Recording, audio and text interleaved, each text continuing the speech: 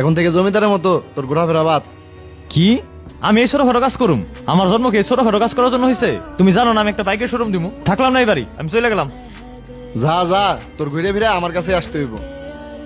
ভাই আমার এইভাবে বাইর করে দিল। যাই হোক, আমার কাছে কোনো টাকা নাই, সকাল থেকে কিছু খাই না, প্রচুর খিদা লাগছে, আমারে কিছু খাওয়া। এখন আবার কি কস? আমার কাছে তো টাকা নাই, প্রতিদিন তুই খাওয়াস, আমি ভাবছি তুই বিল দিবি। যাই হোক, তুই এইভাবে বাড়িতে বাইরে ঠিক কাজ করস নাই। তুই এখন কই যাবি, কি করবি?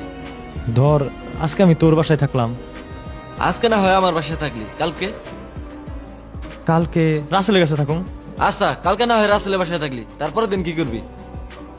তোর আর কোনো জায়গা নাই, এর থেকে তুই ভাইয়ের কাছে যা, ভাই যা বলে তাই কর। ভাইয়ের কাছে ফিরে যাবো? তাইলে আমার বাইকের শোরুম দেওয়ার স্বপ্ন? দেবা স্বপ্ন দেখা বাদ দে, আমার বাপের কত টাকা, আমি একটা বাইকের শোরুম দেওয়ার সাহস পাই না। আর তুই তুই একটু চিন্তা করে দেখতো, তোর ভাই তোর ঘর থেকে বাইর করে দিছে, তোর কাছে কি আছে? তোর কাছে একটা টাকাও নাই।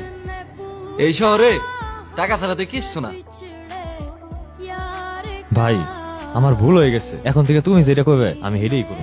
আচ্ছা ঠিক আছে, বাইকের শোরুম দেওয়ার স্বপ্ন বাদ, আর এখন থেকে অন্য কাজের চেষ্টা করবি, আর পরিবারের সব কাজ তুই করবি।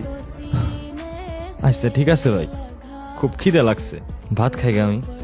না, তোর জন্য দুপুরে রান্না হয় নাই, তুই এখন আমার গোডাউনে যাবি, ওইখানে যায় এসআর মাল বুঝাই দিয়ে আসবি, রাত্রে আইসা তুই খাবি। ঠিক আছে ভাই। আমারে 2 কেজি পেঁয়াজ দাও, আর তুই এখানে খাড়াই থাইস না, 100 টাকা নে, বাজারে ভিতরে যায় 1 কেজি শসা কিনবি, 80 টাকা নিবো, আর 20 টাকা তোর কাছে রাখ। আচ্ছা ভাই।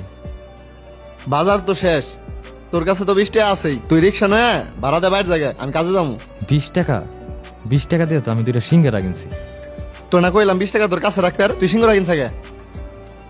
ভাই আমার তো সকালবেলা ওঠার অভ্যাস নাই, আজকে সকালবেলা উঠে বাজারে ঘুরলাম না, অনেক খিদা লাগছিল তাই কিনছি। খিদে লাগছে মানে? আমি তো তোর চেয়ে আগে ঘুম থেকে উঠছি, আমিও তো বাজার করলাম, আমারও তো খিদে লাগে, আমি তো কিছু কিনে খেলাম না, টাকাটা তো আমার। মন চাইলো